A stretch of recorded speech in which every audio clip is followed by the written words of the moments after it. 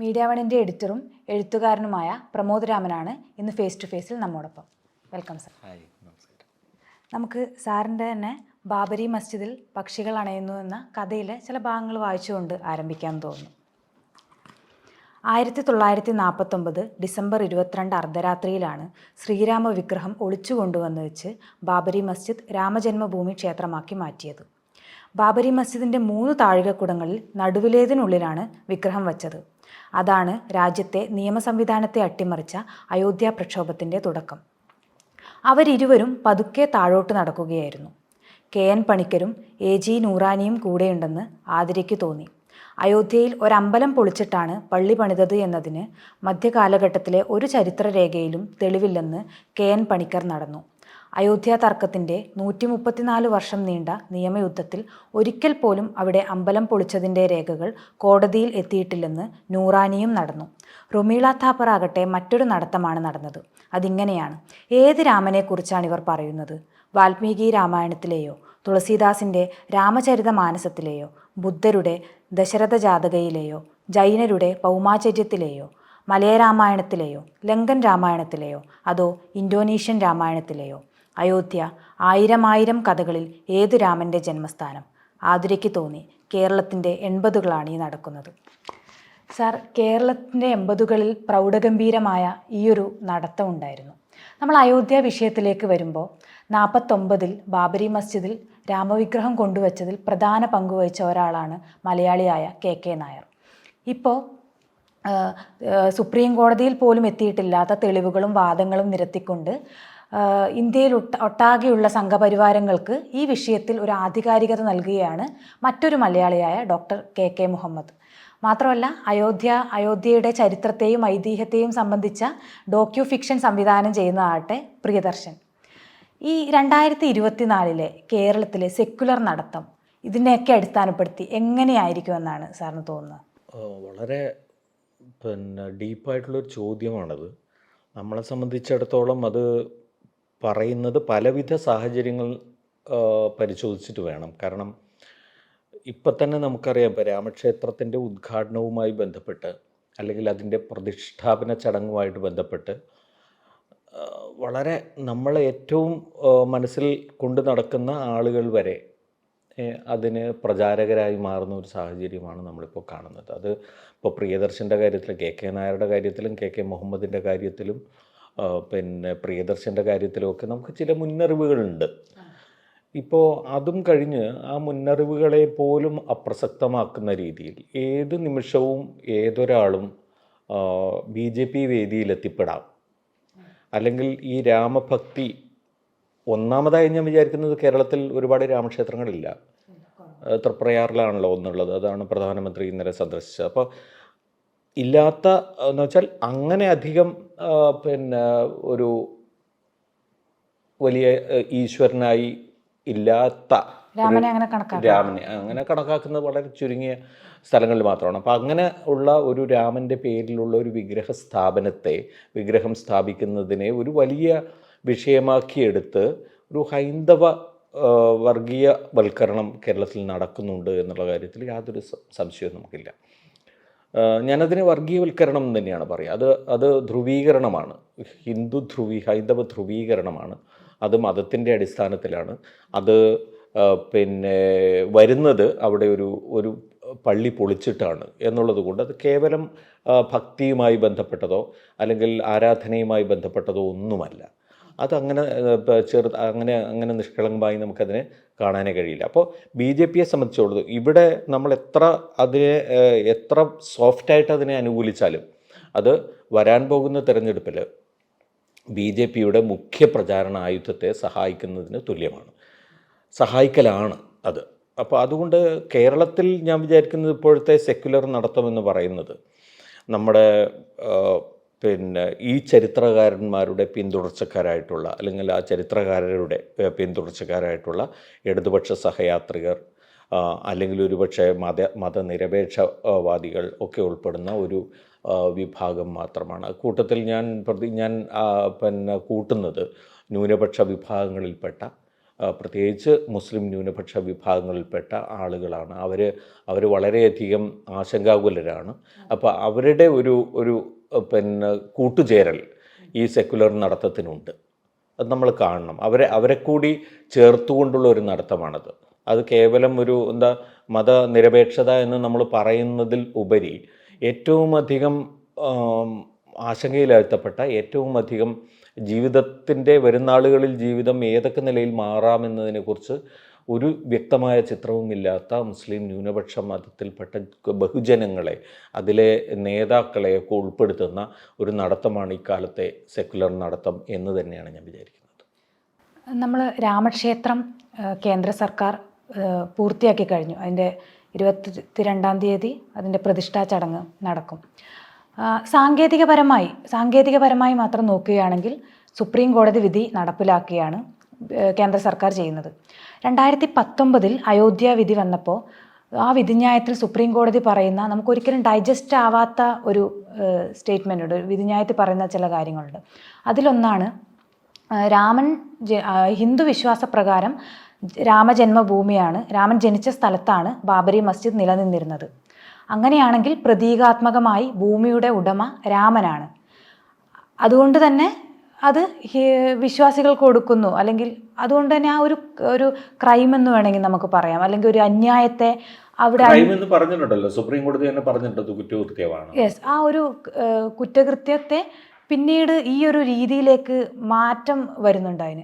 അപ്പോൾ നമ്മുടെ വിധിന്യായങ്ങൾ, സുപ്രീം കോടതിയുടെ ഭാഗത്തു നിന്നുണ്ടാവുന്ന, ജനാധിപത്യത്തിൻ്റെ 3-ാം തൂണായ ജുഡീഷ്യറിയുടെ ഭാഗത്തു നിന്നുണ്ടാവുന്ന ഇത്തരത്തിലുള്ള വിധിന്യായങ്ങൾ നമ്മുടെ ജനാധിപത്യത്തിൻ്റെ മുന്നോട്ട് പോക്കിനെ ഏത് തരത്തിലാണ് ബാധിക്കുക? ഇപ്പോൾ ഈ ബാബരി വിധിയൊക്കെ നമ്മുടെ ഭാവിയെയും, അതായത് നമ്മുടെ പാസ്റ്റും ഒക്കെ മാറ്റിമറിക്കുന്ന തരത്തിലുള്ളതായിരുന്നു.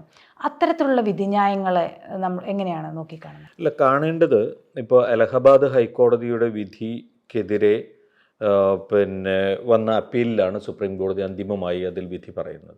അലഹബാദ് ഹൈക്കോടതി പറഞ്ഞ കാര്യം എന്താണ്? ആ 2.77 ഏക്കർ സ്ഥലം 3 ആയി തിരിച്ച് 3 കക്ഷികൾക്കുമായി വീതിച്ചു കൊടുക്കുക എന്നുള്ളതായിരുന്നു. രാമവിഗ്രഹത്തെ പ്രതിനിധാനം ചെയ്യുന്നത് DT അതിനകത്തൊരു കക്ഷിയാണല്ലോ. അപ്പോൾ അതുപോലെ തന്നെ അവിടുത്തെ ഹൈന്ദവ വിഭാഗത്തെ നയിക്കുന്ന ആളുകൾ, നിർമോഹി അഖാഡ എന്ന് പറയുന്ന വിഭാഗം, അതുപോലെ തന്നെ ബാബരി മസ്ജിദ് ആക്ഷൻ കമ്മിറ്റി. അപ്പോൾ അവർക്കും ഈ 3 കക്ഷികൾക്കുമായി വീതിച്ചു കൊടുക്കാനായിരുന്നു അലഹബാദ് ഹൈക്കോടതിയുടെ വിധി. പക്ഷേ അത് അപ്പീൽ വന്ന് സുപ്രീം കോടതിയുടെ ഭരണഘടനാ ബെഞ്ചാണെന്ന് ഓർക്കണം നമ്മൾ. ഭരണഘടനാ ബെഞ്ചാണ് വിധി പറയുന്നത്. അത് പൂർണ്ണമായും ഹൈന്ദവ പക്ഷത്തിന് കൊടുക്കുകയും മുസ്ലിം വിഭാഗത്തിന് മറ്റൊരു പള്ളി പണിയാൻ ഒരു 5 ഏക്കർ സ്ഥലം തൊട്ടടുത്ത് തന്നെയായിട്ട് നൽകണം എന്നുള്ളതുമാണ്. അപ്പോൾ ഈ ലൊക്കേഷനാണ് ഏറ്റവും പ്രധാനം. ആ പർട്ടിക്കുലർ ലൊക്കേഷൻ ആർക്ക് വരുന്നു എന്നുള്ളതാണ്.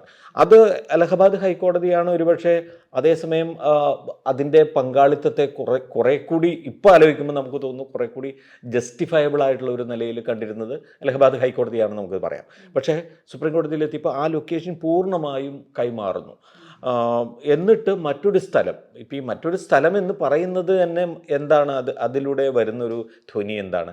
നിങ്ങൾ 2ാം കിടക്കാരാണ് എന്നുള്ളതാണ്. ഇപ്പോൾ നമ്മുടെ എഴുത്തുകാരിയായ ബോണെ മുസ്ലിം എന്ന് പറഞ്ഞ പുസ്തകമൊക്കെ എഴുതിയ ഗസാല വഹാബ് എന്ന് പറഞ്ഞ എഴുത്തുകാരി അവർ പറയുന്നുണ്ട്. അതായത് ഇതൊരു ഭൂമി തർക്കമല്ല അവിടുത്തെ വിഷയം. ആയിരുന്നെങ്കിൽ അതിന് പകരം ഒരു ഭൂമി കിട്ടിക്കഴിഞ്ഞാൽ നമുക്ക് വേണമെങ്കിൽ അങ്ങനെ പരിഹരിക്കാൻ കഴിയുമായിരുന്നു. ഇത് മുസ്ലിങ്ങൾ എന്തിനു വിട്ടുകൊടുക്കണമെന്നുള്ള ചോദ്യത്തിനുള്ള ഉത്തരം തരാത്ത ഒരു വിധിയാണ്. അപ്പോൾ അവർക്ക് മറ്റൊരു ഭൂമി കിട്ടുന്നതിലൂടെ, അല്ലെങ്കിൽ നിങ്ങൾക്ക് മാറി വേറൊരു സ്ഥലം തരാം എന്ന് പറയുന്നതിലൂടെ അവർ 2ാം കിട പൗരന്മാരാവുന്നു എന്നുള്ളതാണ്. അതാണ് അതിൽ പ്രശ്നം. അതുകൊണ്ടാണ് അത് നമുക്ക് അംഗീകരിക്കാൻ ബുദ്ധിമുട്ടുള്ളത്. അല്ലാതെ സുപ്രീം കോടതി ഒരു തർക്കം പരിഹരിക്കാൻ വേണ്ടി, അല്ലെങ്കിൽ ഒരു ഭൂമി തർക്കം പരിഹരിക്കാൻ വേണ്ടി ഇത് നിങ്ങൾക്കും മറ്റത് നിങ്ങൾക്കും എന്ന് പറയുകയാണെങ്കിൽ സാധാരണ നിലയിൽ ജസ്റ്റിഫയബിൾ ആണ്, അതൊരു നീതിയാണെന്ന് നമുക്ക് പറയാം. പക്ഷേ ഇതങ്ങനെയല്ല. ഇതിനകത്ത് ആ ലൊക്കേഷനിൽ നിന്ന് മാറുന്ന സമയത്ത് നിങ്ങൾ 2ാം കിടയാണ് എന്ന് വരുന്നുണ്ട്. അത് സുപ്രീം കോടതിക്ക് അതിൻ്റേതായിട്ടുള്ള, തീർച്ചയായിട്ടും അത് ആ വിധിയെ ഞാൻ ചോദ്യം ചെയ്യുന്നില്ല. കാരണം വെച്ചാൽ വിധിക്കാനുള്ള എല്ലാവിധ അവകാശവുമുള്ള നമ്മുടെ ഉന്നത സുപ്രീം കോടതി അത് നടത്തട്ടെ. പക്ഷേ നമ്മുടെ ഭാഗത്ത് നിന്ന് നമുക്ക് നോക്കുമ്പോൾ കാണുന്ന ഒരു കാര്യം എന്താണെന്ന് വെച്ച് കഴിഞ്ഞാൽ, ഇപ്പോൾ ഇതിൻ്റെ നിയമയുദ്ധം ആരംഭിച്ചത് അവിടെ രാംചബൂത്ര എന്ന് പറയുന്ന ഒരു മേഖലയിൽ നിന്നാണ്. അതായത് ആദ്യമായിട്ട് നമ്മുടെ രഘുബർ ദാസ് എന്ന് പറയുന്ന ഒരു മഹന്താണ്, അവിടുത്തെ അയോധ്യയിലെ ഒരു മഹന്താണ് ഇതിൽ കേസുമായിട്ട് പോകുന്നത്. അപ്പോൾ രഘുബർ ദാസിൻ്റെ ആവശ്യം എന്താണെന്ന് വെച്ച് കഴിഞ്ഞാൽ, ഈ ബാബരി മസ്ജിദ് നിൽക്കുന്ന സ്ഥലത്ത് ഒരു അമ്പലം പണിയണം എന്നുള്ളതല്ല. അതിന് തൊട്ടിപ്പുറത്തായിട്ട് ഒരു മതിൽ അകലത്തിൽ അതിൽ കൂടി ഒരു റെയിലും പോകുന്നുണ്ട്. നോക്കണം, ഒരു റെയിൽ കൂടി ഡിവിഷനുണ്ട് അവിടെ. ആ ഡിവിഷൻ കഴിഞ്ഞിട്ട് ഇപ്പുറത്ത് ഒരു പ്ലാറ്റ്ഫോം ഉണ്ട്. റാം ചബൂത്ര എന്നാണ് അതിനെ വിളിച്ചിരുന്നത്. അവിടെ രാമനെ ആരാധിച്ചിരുന്നു, അക്കാലത്ത് ആരാധിച്ചിരുന്നു. 1885 ആരാധിച്ചിരുന്നു. അവിടെ നിന്നാണ് അവിടെ ഒരു അമ്പലം പണിയാൻ അനുവദിക്കണമെന്ന് ആവശ്യപ്പെട്ടാണ് അവിടുത്തെ മുൻസിഫ് കോടതിയെ സമീപിക്കുന്നത്. മുൻസിഫ് അത് സമ്മതിക്കുന്നില്ല. കാരണം അവിടെ ഏതെങ്കിലും തരത്തിലുള്ള വർഗീയ സംഘർഷത്തിലേക്ക് പോകരുത് എന്നുള്ളതുകൊണ്ട് അത് അനുവദിക്കുന്നില്ല. അല്ലാതെ അവിടെ രാമൻ ജനിച്ചിട്ടില്ല എന്ന് കണ്ടെത്തിയിട്ടല്ല, അത് നമ്മൾ ആലോചിക്കണം. പക്ഷേ അതായിരുന്നു നിയമയുദ്ധം. 1949 വരെ നടന്ന നിയമയുദ്ധത്തിലെവിടെയും, അതാണ് എ ജി നൂറാനി പറയുന്നത്, ഈ നിയമയുദ്ധത്തിലെവിടെയും ഈ ബാബരി മസ്ജിദ് നിൽക്കുന്നതിൻ്റെ ഉള്ളിൽ, അതായത് അതിൻ്റെ മധ്യ മിനാരത്തിൻ്റെ അടിയിൽ ആണ് രാമൻ ജനിച്ചത് എന്നതിന് ഒരു തെളിവും ഹാജരാക്കിയിട്ടില്ല. അങ്ങനെ ഒരു വാദമുണ്ടായിട്ടില്ല. 1949 വരെ അങ്ങനെ ഒരു വാദമില്ല. പിന്നെ ഈ വാദം ആരംഭിക്കുന്നത് എപ്പോഴാണ്? ഈ വാദം ആരംഭിക്കുന്നത് 1949 ഡിസംബർ 22 രാത്രിയിൽ ഈ രാമവിഗ്രഹം അവിടെ വന്നതിന് ശേഷമാണ്, അവിടെയാണ് എന്നുള്ളതാണ്. അപ്പോൾ അത് അന്ന് എടുത്തു മാറ്റാൻ കഴിയുമായിരുന്ന ഏക ആൾ കെ നായരായിരുന്നു. അന്നത്തെ അവിടുത്തെ ജില്ലാ മജിസ്ട്രേറ്റ് കൂടിയായിരുന്ന കെ നായരായിരുന്നു.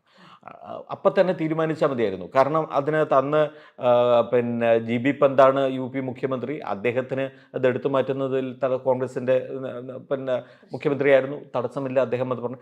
ജവഹർലാൽ നെഹ്റു പ്രധാനമന്ത്രിയായിരുന്നു. ജവഹർലാൽ നെഹ്റു അത് വല്ലാതെ അസ്വസ്ഥപ്പെടുത്തുകയും അത് ഏറ്റവും പെട്ടെന്ന് അവിടുന്ന് മാറ്റണമെന്ന് നിർദ്ദേശം GB പന്തിന് നൽകുകയും ചെയ്തു. പക്ഷേ നടന്നില്ല. അത് നിർബന്ധിക്കപ്പെട്ടപ്പോൾ കെ നായർ പറഞ്ഞത്, എന്നെ ഈ സ്ഥാനത്ത് നിന്ന് ഒഴിവാക്കൂ ദയവ് ചെയ്ത്, എനിക്കത് ചെയ്യാൻ കഴിയില്ല എന്നാണ്. അപ്പോൾ അദ്ദേഹത്തിൻ്റെ രാഷ്ട്രീയ നിലപാടുമായിട്ട് ഏറ്റവും അധികം യോജിച്ചു പോകുന്നൊരു പ്രവൃത്തിയാണ് അവിടെ നടന്നിരിക്കുന്നത് എന്ന് സുവ്യക്തമായി പറയുകയായിരുന്നു. സത്യത്തിൽ നമ്മൾ ഈ വിവരങ്ങളൊക്കെ അറിയുന്നത് വളരെ ശ്രദ്ധിക്കേണ്ട ഒരു സംഗതിയുണ്ട്. ഒരു അക്ഷയ് ബ്രഹ്മചാരി എന്ന് പറയുന്ന ഒരാൾ എഴുതിയ കുറിപ്പുകളിൽ നിന്നാണ് ഇത് മുഴുവൻ വന്നിരിക്കുന്നത്. അദ്ദേഹം GB പന്തിന് തന്നെ എഴുതിയ എഴുത്താണ്, മുഖ്യമന്ത്രിക്ക് എഴുതിയത്. അങ്ങനെ എഴുതാൻ കാരണം എന്ന് വെച്ചാൽ അദ്ദേഹം അവിടുത്തെ DCC സെക്രട്ടറി ആയിരുന്നു, ഫൈസാബാദ് ജില്ലാ സെക്രട്ടറി ആയിരുന്നു.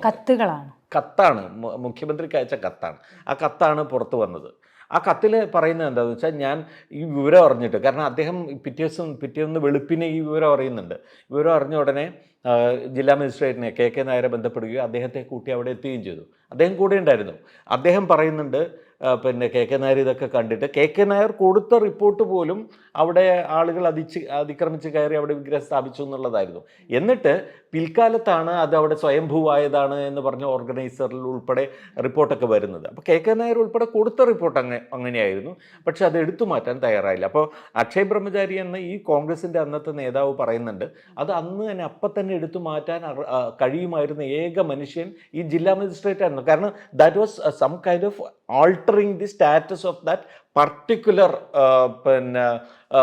ഒരു പ്ലേസ് ഓഫ് വർഷിപ്പ് അല്ലേ. അപ്പോൾ അതുകൊണ്ടാണ് അപ്പം തന്നെ അത് ചെയ്യാൻ അദ്ദേഹത്തിന് കഴിയുമായിരുന്നു. അത് ചെയ്തില്ല. ചെയ്യാതിരുന്നപ്പോൾ എന്ത് സംഭവിച്ചു? പിന്നെ എടുത്തു മാറ്റുക എന്ന് പറയുന്നത് ഇവർ സമ്മതിക്കാതായി.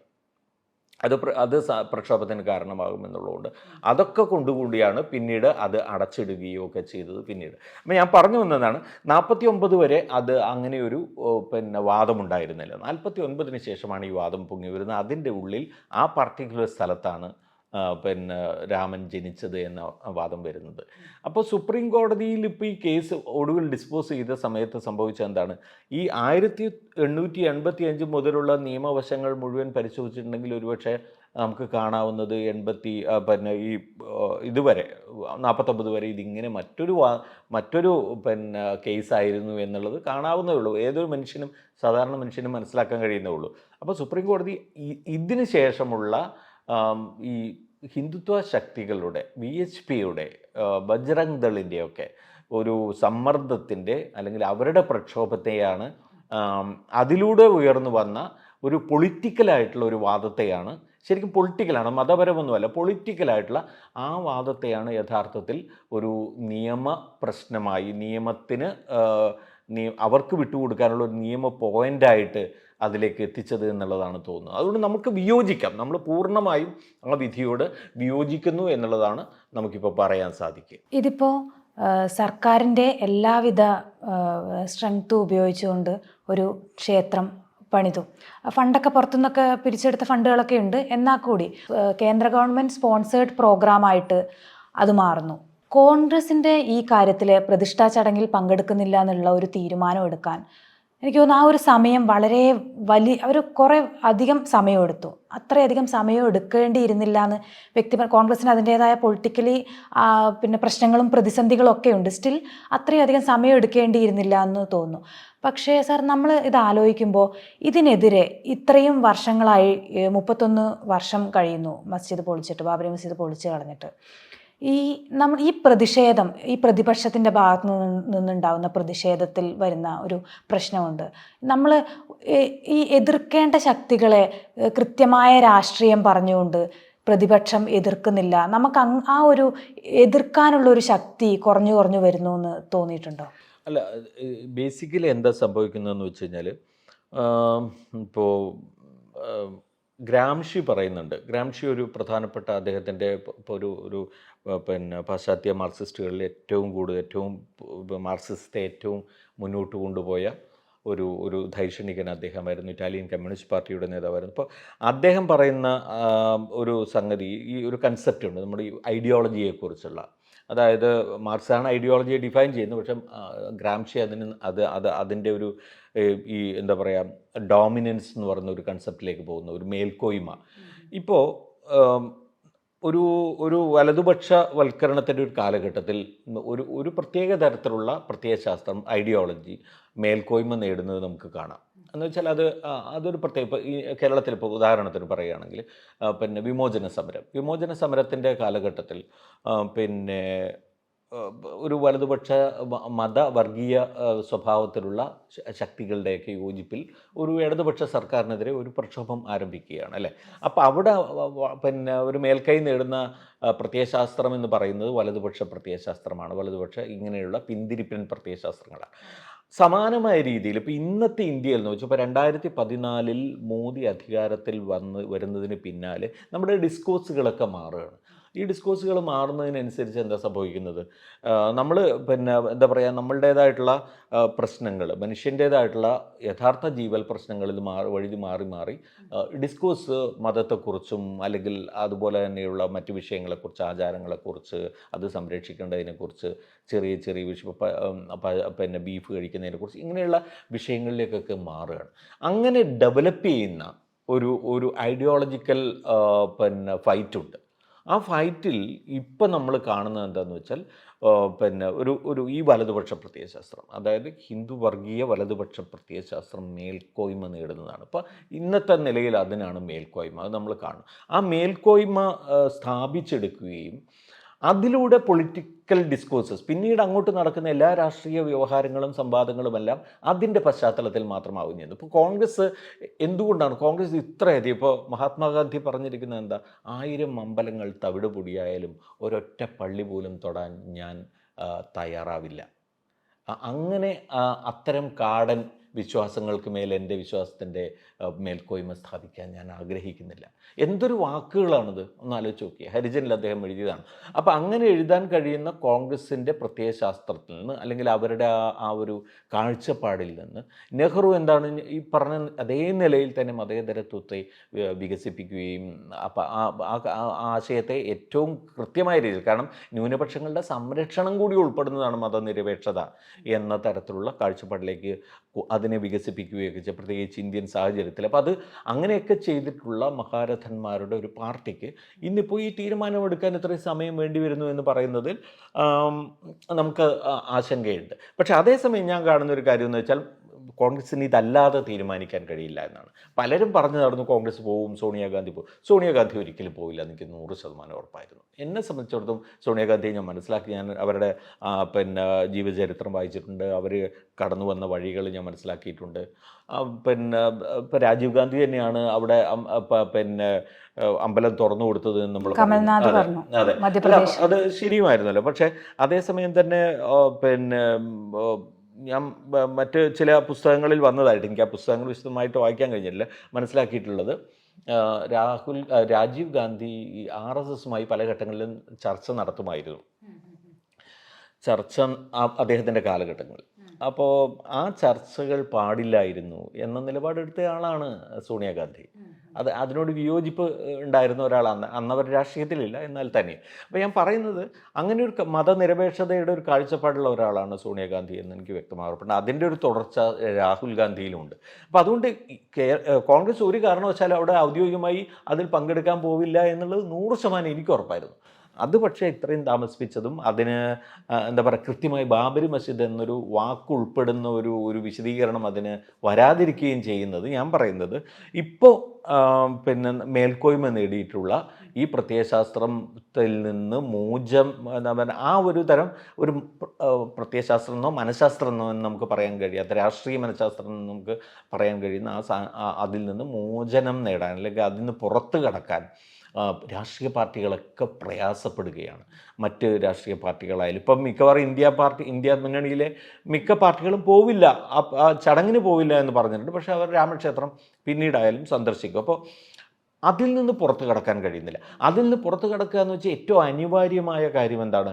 ഇന്ത്യൻ മുസ്ലിങ്ങളുടെ ഒരു അസോസിയേഷൻ, അല്ലെങ്കിൽ അവർക്ക് ആത്മവിശ്വാസം നൽകുന്ന ഒരു പിന്തുണ, അങ്ങനെയുള്ള കാര്യങ്ങളൊന്നും ചിന്തിക്കുന്നില്ല.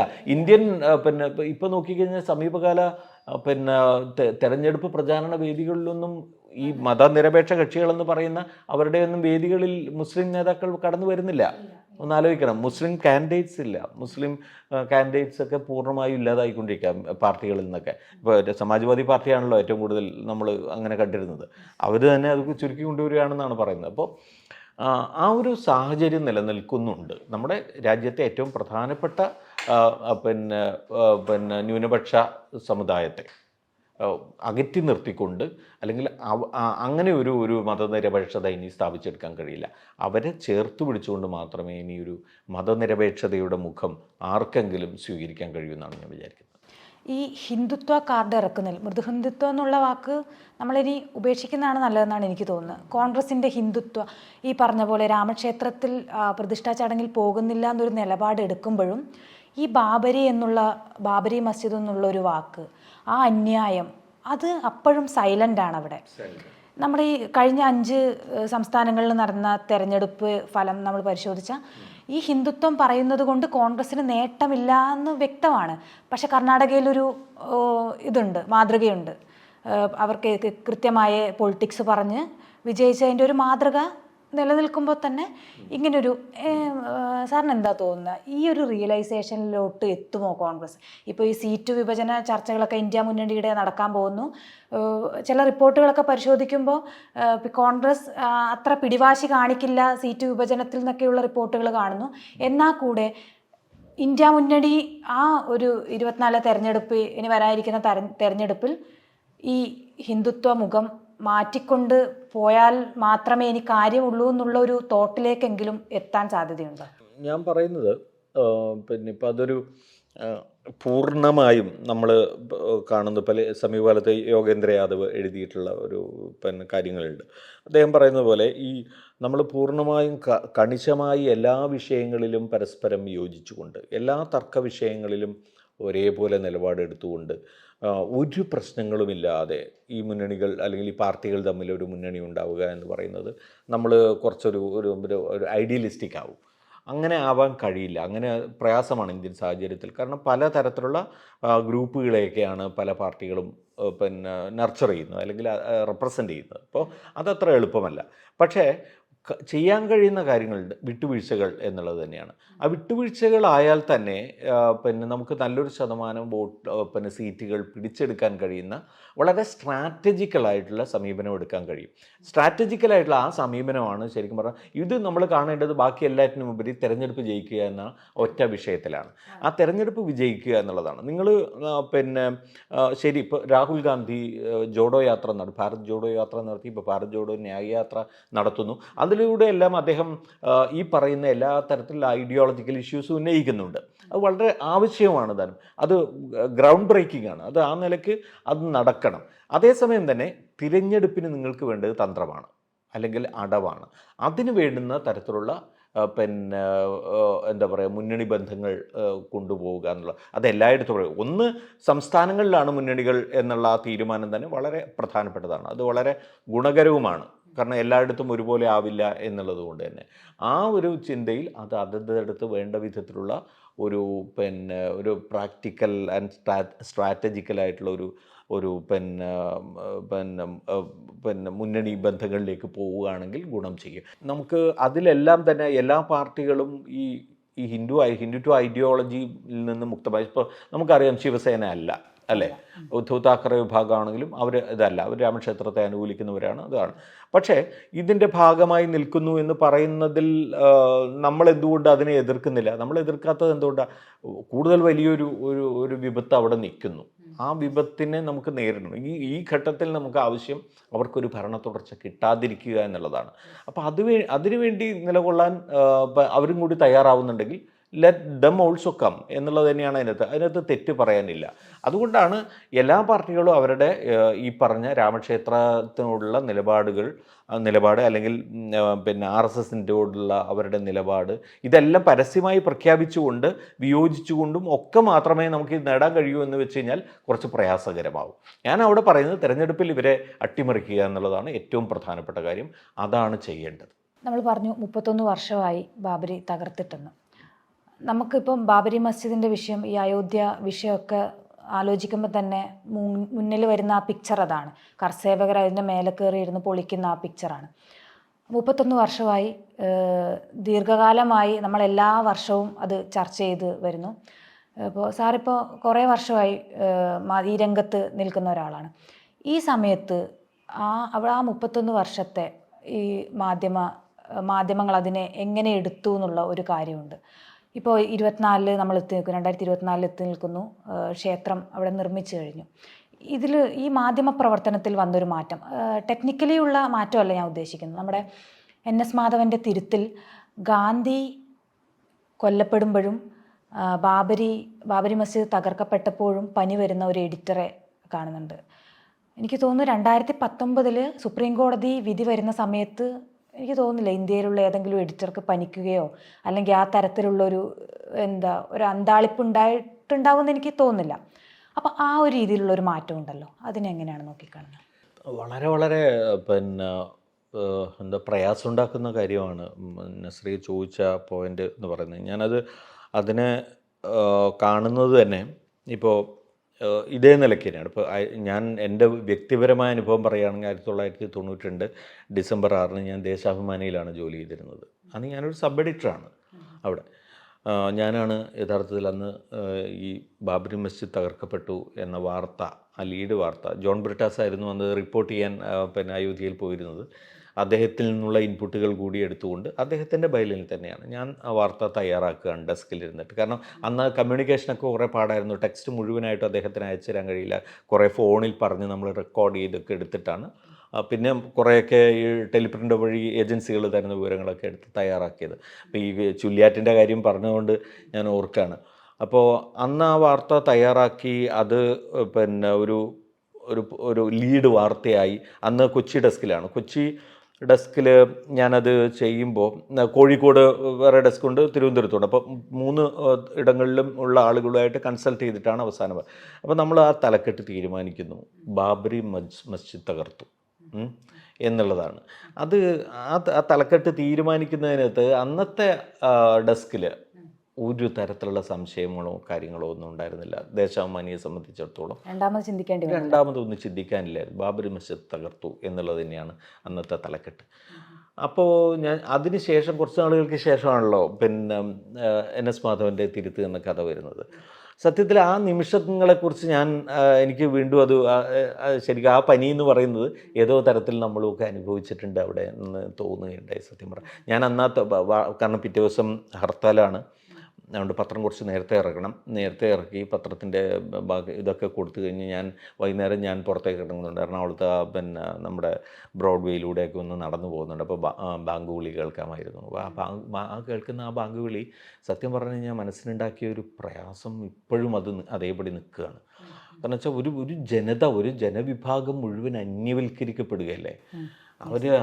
അതുണ്ടാക്കുന്ന നമ്മുടെ മനസ്സിലുണ്ടാക്കുന്ന ഒരു സങ്കടമെന്ന് പറയുന്നത് ശരിക്കും അത്ര തീരില്ല. അത് വളരെ നമ്മൾ അതുവരെ കണ്ടിരുന്ന നമ്മുടെ ഇന്ത്യ അല്ല ഇനിയത്തെ ഇന്ത്യ എന്നൊരു തോന്നൽ അവിടെ പൊട്ടിമുളക്കാണ്. അപ്പോൾ അതിൻ്റെ തുടർച്ചയായിട്ട് ഞാൻ പറഞ്ഞു വന്നത് എന്താണെന്ന് വെച്ചാൽ അതിൻ്റെ തുടർച്ചയായിട്ട് ഒരു കാലഘട്ടം വരെ ഇപ്പോൾ ഇന്ത്യ ടുഡേ അതിനെ വിശേഷിപ്പിച്ചത് ഷെയിം എന്നായിരുന്നു, നാഷണൽ ഷെയിം എന്നാണ്. ആ നാഷണൽ ഷെയിം എന്ന് വിശേഷിപ്പിച്ച ഇന്ത്യ ടുഡേ ഇന്ന് അയോധ്യയിലേക്ക് അവരുടെ വലിയ ബസ് വെച്ചിട്ട് ബോർഡിൽ അഭിമാനം എന്ന് പറഞ്ഞിട്ട് രാമൻ്റെ ഇതിലേക്ക് കൊണ്ടുപോവാണ്. അപ്പോൾ അത് അത്രയും വലിയൊരു ഒരു പിന്നെ ഹിന്ദുത്വ ശക്തികളുടെ ഒരു വളർച്ച ഇന്ത്യയിലുണ്ടായി എന്നുള്ളതാണ് അത് സർവ്വതിനെയും സ്വാധീനിക്കാൻ കഴിയുന്ന രീതിയിൽ, മാധ്യമങ്ങളെയൊക്കെ മുഴുവനായും തന്നെ സ്വാധീനിക്കാൻ കഴിയുന്ന രീതിയിൽ വിലക്കെടുക്കുകയും അതുപോലെ തന്നെ ഭയപ്പെടുത്തി കൂടെ നിർത്തുകയും ചെയ്യുന്ന തരത്തിലുള്ള ഒരു സ്വാധീനം അവർക്ക് വളർത്തിയെടുക്കാൻ കഴിഞ്ഞു ഇന്ത്യയിൽ എന്നുള്ളതാണ് അതിൽ നിന്ന് വ്യക്തമാകുന്നത്. അപ്പോൾ അതിൽ ഒരല്പമെങ്കിലും അതിനോട് പോരാടി നിൽക്കുക, അല്ലെങ്കിൽ കഴിയുന്നതും നമ്മളുടെ നിലപാടുകൾ ആവർത്തിച്ച് പറഞ്ഞുകൊണ്ടിരിക്കുക. ഓർമ്മയുടെ സമരമാണ് ചരിത്രമെന്ന് നമ്മൾ പറയുന്ന ആ ഒരു സംഗതിയിലേക്ക് നമുക്ക് വീണ്ടും നമ്മൾ എത്തിക്കൊണ്ടിരിക്കുക എന്ന് മാത്രമാണ് നമുക്കിന്ന് ചെയ്യാൻ കഴിയുന്ന കാര്യം എന്നാണ്. അതാണ് ഞാനും ഒക്കെ ശ്രമിച്ചുകൊണ്ടിരിക്കുന്നത്. എനിക്ക് ആവുന്ന നിലയിൽ എന്നുള്ള നിലയിലാണ് ഇതിനെ കാണുന്നത്. അതെ നമ്മൾ തുടങ്ങിയത് സാറിൻ്റെ കഥയിലെ ഒരു ഭാഗം വായിച്ചുകൊണ്ടാണ്. സാറിപ്പോൾ പറഞ്ഞ പോലെ തന്നെ അത് വായിച്ച് തന്നെ തുടങ്ങണമെന്ന് തീരുമാനിച്ചതാണ്. അതിനൊരു കാരണം ഈ പറയുന്ന മാധ്യമങ്ങൾ ചരിത്രത്തെ പൂർണ്ണമായും മറന്നുകൊണ്ട് തന്നെ, അങ്ങനെ തന്നെ പറയാൻ വേണമെങ്കിൽ, മുഖ്യധാരയിലെ പല മാധ്യമങ്ങളും പല ചാനലുകളും ചെയ്യുന്നത് ചരിത്രത്തെ പൂർണ്ണമായും മറന്നുകൊണ്ട് ഈ ഒരു ക്ഷേത്രത്തെ ആഘോഷമാക്കി, പ്രതിഷ്ഠാ ദിനത്തെയൊക്കെ ആഘോഷമാക്കാനുള്ള തയ്യാറെടുപ്പിലാണ്. അപ്പോൾ നമ്മളിത് വായിച്ചുകൊണ്ട് തന്നെ തുടങ്ങുക എന്നുള്ളത് ഒരു പൊളിറ്റിക്കൽ സ്റ്റാൻഡ് തന്നെയാണെന്ന് തോന്നുന്നു. കഴിഞ്ഞ ദിവസം നടന്ന ഒരു കല്യാണത്തിൽ പ്രധാനമന്ത്രി പങ്കെടുത്തു. തീർച്ചയായും ഒരു പ്രധാനമന്ത്രി ഒരു കല്യാണത്തിൽ പങ്കെടുക്കുന്നു എന്നുള്ളത്, പ്രത്യേകിച്ച് കേരളത്തിൽ വന്ന് പങ്കെടുക്കുന്നു എന്നുള്ളത് നമുക്ക് കൊടുക്കേണ്ട വാർത്തയാണ്, വാർത്താ പ്രാധാന്യമുള്ളത് തന്നെയാണ്. പക്ഷേ അതിന് വരുന്ന ഹെഡ്ലൈൻസ്, ക്ലിക്ക് ബേറ്റുകൾ ഒക്കെ നിരാശപ്പെടുത്തുന്നുണ്ടോ? അല്ല, അത് നിരാശപ്പെടുത്തുന്നുണ്ട് മിശ്രിയ. കാരണം ഞാനിപ്പോൾ പറയാമെന്ന് വെച്ച് കഴിഞ്ഞാൽ, ഇപ്പോൾ ഈ സമീപകാലത്ത് ഞാൻ കുറച്ച് ഫേസ്ബുക്കിൽ കുറച്ച് പോസ്റ്റുകൾ ഇട്ടിരുന്നു. ഈ ബാബറി മസ്ജിദ് തകർത്തതും അതുമായിട്ട് ബന്ധപ്പെട്ട് വന്ന, അല്ലെങ്കിൽ അതുമായിട്ട് നമ്മൾ വീണ്ടും ഓർമ്മിക്കേണ്ട, ഞാൻ നേരത്തെ പറഞ്ഞ പോലെ ഓർമ്മിക്കേണ്ട കുറേ കാര്യങ്ങൾ ഇട്ടിരുന്നു. അപ്പോഴൊക്കെ ആളുകൾ ഭയങ്കര ആവേശത്തോടെ അത് ഭയങ്കര സംഭവമാണല്ലോ എന്ന രീതിയിലൊക്കെ പറയുന്നുണ്ട്. അപ്പോൾ ഞാൻ ചിന്തിച്ചത് ഇതാണ്, സത്യത്തിൽ ഇപ്പോൾ 80കളുടെ അവസാനം, ഞാൻ പറഞ്ഞ നമ്മുടെ ആ സെക്കുലർ നടത്തങ്ങൾ ഉണ്ടായിരുന്ന ആ 80കളുടെ അവസാന കാലത്ത് ഇത് നമ്മുടെ കേരളത്തിൽ സാധാരണ മനുഷ്യർക്ക് പോലും അറിയുമായിരുന്ന കാര്യങ്ങളായിരുന്നു.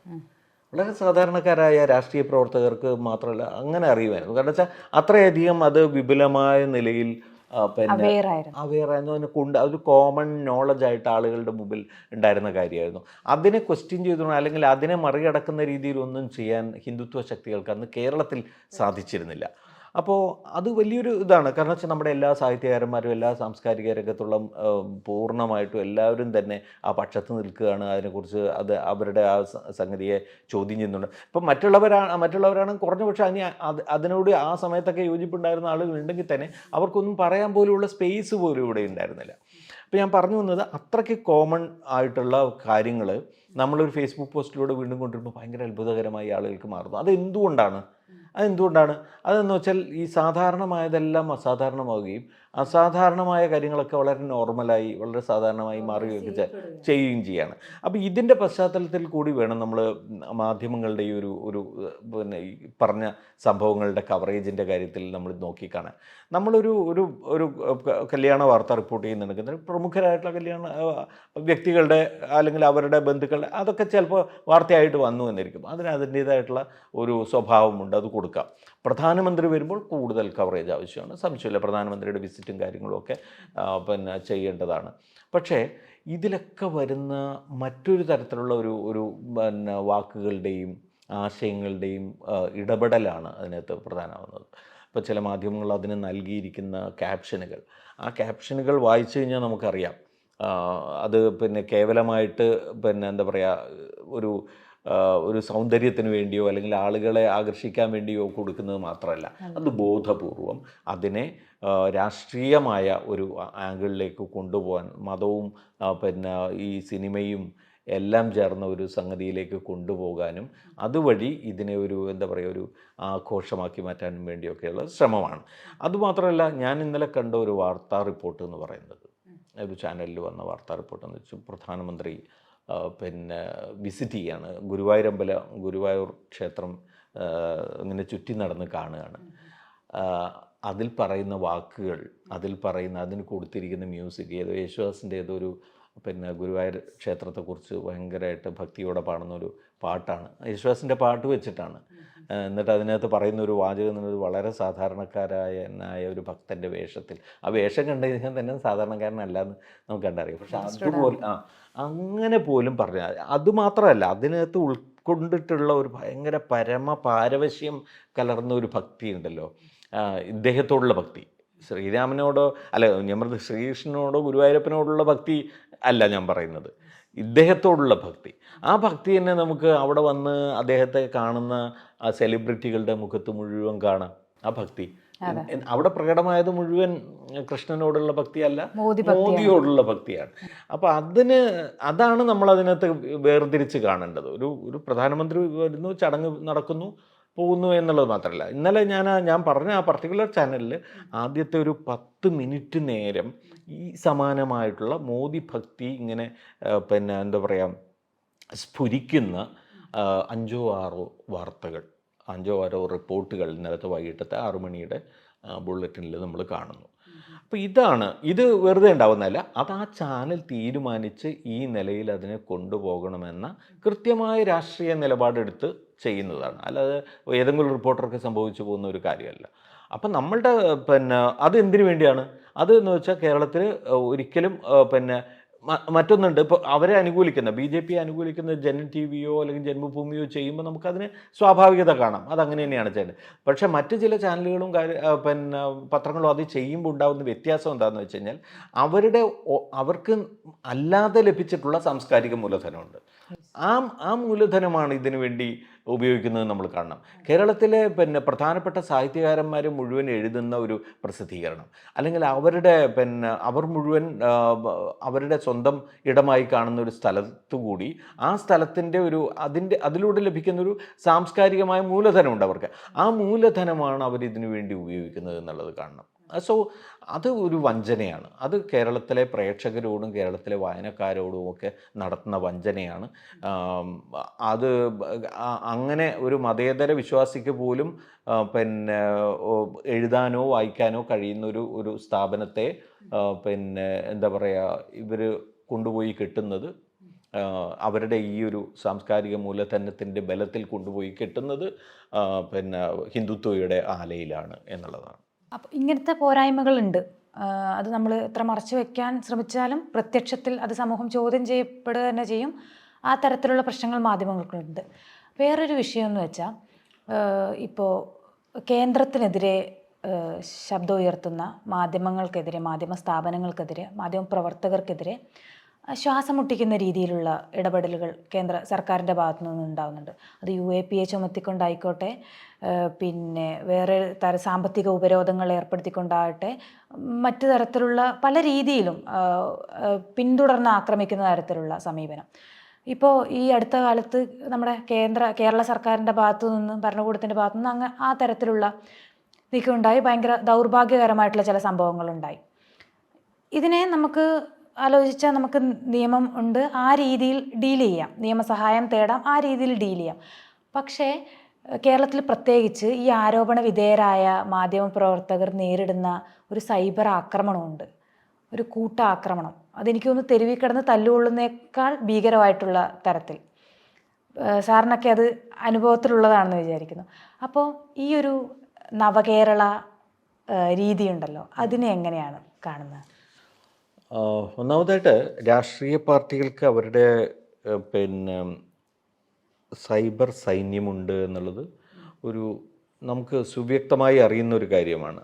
ആ സൈബർ സൈന്യമാണ് ഉപയോഗിച്ചാണ് അവരിത് ഈ ഇത്തരത്തിലുള്ള ശബ്ദങ്ങളെ മുഴുവൻ അധിക്ഷേപിക്കാനും അതുപോലെ തന്നെ വ്യക്തിപരമായി അവരെ ഇല്ലാതാക്കാനും ഒക്കെയുള്ള ഒരു ശ്രമം നടത്തിക്കൊണ്ടിരിക്കുന്നത്. അത് ഇറ്റ് ഈസ് ഹാപ്പനിങ് ദർ. അപ്പോൾ ആ സൈബർ സൈന്യത്തെ അവർ ഡിസോൺ ചെയ്യുകയും ചെയ്യും. അതെ, ഇതേ രാഷ്ട്രീയ പാർട്ടികൾ തന്നെ അവർ പറയുന്നത് ഞങ്ങളുടെ നിയന്ത്രണത്തിന് അപ്പുറത്താണ് എന്ന് പറയുകയും ചെയ്യും. ഒരേ വശത്ത് അങ്ങനെ ഒരു ഇരട്ടത്താപ്പ് ഇവരെ സംബന്ധിച്ചിട്ടുണ്ട്. ഒരേ സമയത്ത് അവരുടെ തന്നെ അങ്ങനെയാണ് നിയന്ത്രണ വിധേയം അല്ലേ, എന്താ തോന്നുന്നത്? അല്ല, അത് ഞാൻ പറഞ്ഞത്. അപ്പോൾ പരോക്ഷമായിട്ട് അവരെ തന്നെ പിന്തുണയ്ക്കുന്ന അവരുടെ തന്നെ ഒരു എന്താ പറയുക സൈനിക ഒരു പടം സൈബർ വിങ് എന്ന് പറയാവുന്ന തരത്തിൽ അവർ തന്നെ പ്രോത്സാഹിപ്പിച്ചുകൊണ്ടിരിക്കുന്ന ഒരു സൈബർ വിങ് ഇത് നടത്തുമ്പോൾ അതുമൂലം ഉണ്ടാകുന്ന ഒരു പ്രശ്നം എന്തെങ്കിലും വരുന്ന സമയത്ത് ഞങ്ങൾക്ക് നിയന്ത്രണമുള്ളതല്ല എന്നും പറയുന്നത്. യഥാർത്ഥത്തിൽ ഞാൻ പറയുന്നത് ഈ രാഷ്ട്രീയ പാർട്ടികൾ തുറന്ന് പ്രഖ്യാപിക്കട്ടെ, ഇങ്ങനെ ആരെയും വ്യക്തി ഹത്യ ചെയ്യുക എന്ന് പറയുന്നത് ഞങ്ങളുടെ തൊഴിലല്ല, അല്ലെങ്കിൽ ഞങ്ങൾ അനുകൂലിക്കുന്നില്ല എന്ന് തുറന്നു പറയാൻ ഇവർ തയ്യാറാകുന്നുണ്ടോ? അപ്പോൾ അങ്ങനെ ചോദിച്ചു കഴിഞ്ഞാൽ ഉടനെ ഉണ്ടാകുന്ന ചോദ്യം വെച്ചാൽ അപ്പോൾ ചാനലുകൾ ചെയ്യുന്നതോ, നിങ്ങൾ വ്യക്തിഹത്യ ചെയ്യുന്നില്ലേ, നിങ്ങൾ ആളുകളെക്കുറിച്ച് തെറ്റായ സംഗതികൾ കൊടുക്കുന്നില്ലേ എന്നൊക്കെ ചോദിക്കും. ഓഫ് കോഴ്സ് ഞാനത് നിഷേധിക്കുന്നില്ല. ചില സന്ദർഭങ്ങളിലൊക്കെ ആളുകളെക്കുറിച്ച് തെറ്റായ വാർത്തകൾ കൊടുക്കുന്ന ചാനലുകൾ ഇവിടെയുണ്ട്. ഞാൻ ഒറ്റ കാര്യമാണ് പറയുന്നത്. ഇപ്പോൾ ഒരു വാർത്തയുടെ വിവിധ വശങ്ങൾ പരിശോധിച്ച് നമുക്ക് ഒരു തീരുമാനം എടുക്കാൻ കഴിയും. ആ തീരുമാനം എന്താവണം എന്നുള്ള കാര്യത്തിൽ ഒരു ഉറച്ച നിലപാടുള്ള എത്ര പേരുണ്ട് ഇവിടെ? ഞാൻ ജോലി ചെയ്യുന്ന സ്ഥാപനത്തിനകത്ത് ഞങ്ങളത് ചെയ്യും. ഇന്ന സാധനം കൊടുക്കണ്ട എന്ന് തീരുമാനിച്ചാൽ കൊടുക്കില്ല. അപ്പം അങ്ങനെ ഒരു തീരുമാനം എടുക്കാൻ കഴിയുന്ന രീതിയിലുള്ള ഒരു അപ്രോച്ച് ഉണ്ടായാൽ തന്നെ കുറേ മാറി വരും. അപ്പം അതിന് തീർച്ചയായിട്ടും മാധ്യമങ്ങൾ തയ്യാറാകണം. അതേസമയം നവമാധ്യമങ്ങളുടെ ഈ പറഞ്ഞ അല്ലെങ്കിൽ സോഷ്യൽ മീഡിയയുടെ സമൂഹ മാധ്യമങ്ങളുടെ ഭാഗത്തു നിന്നുണ്ടാകാവുന്ന അല്ലെങ്കിൽ അവർക്കിടയിലുണ്ടാകുന്ന ഈ സൈബർ ആർമി എന്ന് പറയുന്ന അവർ നടത്തിക്കൊണ്ടിരിക്കുന്ന കാര്യങ്ങളെ ഞങ്ങളും അവസാനിപ്പിക്കാം, അല്ലെങ്കിൽ ഞങ്ങൾ അതിന് തയ്യാറാവില്ല എന്ന് പറയാൻ രാഷ്ട്രീയ പാർട്ടികൾ തയ്യാറാവുന്നുണ്ടോ എന്നുള്ളത് വലിയ ചോദ്യമാണ്. പക്ഷേ ഇപ്പോൾ മിസ്റ്റർ ചോദിച്ച സംഗതികളുടെ അതിൻ്റെ ഒരു പശ്ചാത്തലം വെച്ച് നോക്കിക്കഴിഞ്ഞാൽ കേന്ദ്രഭരണത്തെ എതിർക്കുന്ന അല്ലെങ്കിൽ അവരുടെ തെറ്റുകൾ ചൂണ്ടിക്കാണിക്കുന്ന അവരോട് പൊരുതുന്ന മാധ്യമപ്രവർത്തകരെ കേന്ദ്രം ഡീൽ ചെയ്യുന്ന അതേ രീതിയിലാണ് കേരളത്തിൽ എന്ന് ഞാൻ പറയില്ല. കാരണം വെച്ചാൽ അത് എനിക്ക് അങ്ങനെയല്ല കേരളത്തിൽ സംഭവിക്കുന്നത്. കേന്ദ്രത്തിൽ സംഭവിക്കുന്നത് എന്താണെന്ന് വെച്ചാൽ അത് തരത്തിൽ അത് വളരെ ആസൂത്രിതമായിട്ട് ഇപ്പം ന്യൂസ് ക്ലിക്കിനോട് എടുത്തുള്ള സമീപനം നമ്മൾ കണ്ടു. സമാനമായി സിദ്ധാർത്ഥ വരദരാജനെ പോലെ ഒരാൾ എന്തുമാത്രം കേസുകളാണ് നേരിടുന്നത് എന്ന് നമുക്കറിയാം. സിദ്ദിഖാപ്പൻ നേരിട്ട സംഗതികൾ. അപ്പം ഞാൻ പറഞ്ഞത് അത് വളരെ ആസൂത്രിതമായി അത് ഹിന്ദുത്വ പ്രോജക്റ്റിൻ്റെ ഭാഗമായി നടപ്പാക്കുന്ന കാര്യമാണ്. കേരളത്തിൽ സംഭവിക്കുന്നത് അതിൽ നിന്ന് കിട്ടുന്ന ചില ടെംപ്ലേറ്റുകളുണ്ട്.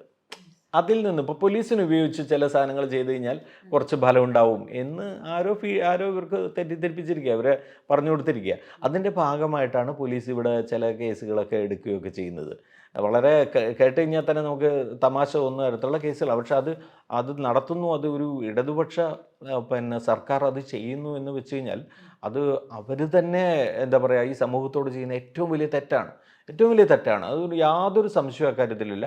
പ്രത്യേകിച്ച് ഞാൻ പറയാം, ഇപ്പോൾ കളമശ്ശേരിയിലെ സ്ഫോടനമുണ്ടായ ദിവസം അവിടെ നേരത്തെ പാനായിക്കുളം കേസിൽ വെറുതെ വിട്ട, സുപ്രീം കോടതി ഉൾപ്പെടെ വെറുതെ വിട്ട ആളെ അവിടെ കൊണ്ടുവന്ന് നിർത്തി 2-3 മണിക്കൂർ, നിയാസ് എന്നാണ് അദ്ദേഹത്തിൻ്റെ പേരെന്ന് തോന്നുന്നു, നിർത്തി അവിടെ ചോദ്യം ചെയ്തു, കസ്റ്റഡിയിൽ വെച്ചു. എന്ന വാർത്ത റിപ്പോർട്ട് ചെയ്ത മക്തൂബ് പിന്നെ മീഡിയയുടെ റിയാസിനെതിരെ കേസെടുക്കും. റിജാസ് കറക്റ്റ്, റിജാസിനെതിരെ കേസെടുക്കുന്നു. ഈ കേസെടുക്കുന്നതിന് എന്ത് ന്യായമാണുള്ളത്?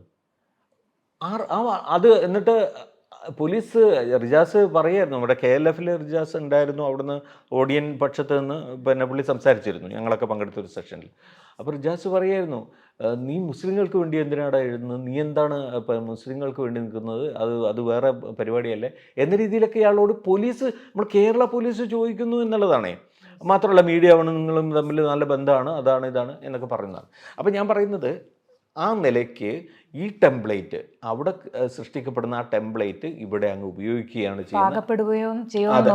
അതെ, ഒന്ന് ഉപയോഗിച്ച് നോക്കുകയാണ് ഇത്തരം കാര്യങ്ങൾക്ക് വേണ്ടി എന്നുള്ളതാണ് നമ്മൾ കാണേണ്ടത്.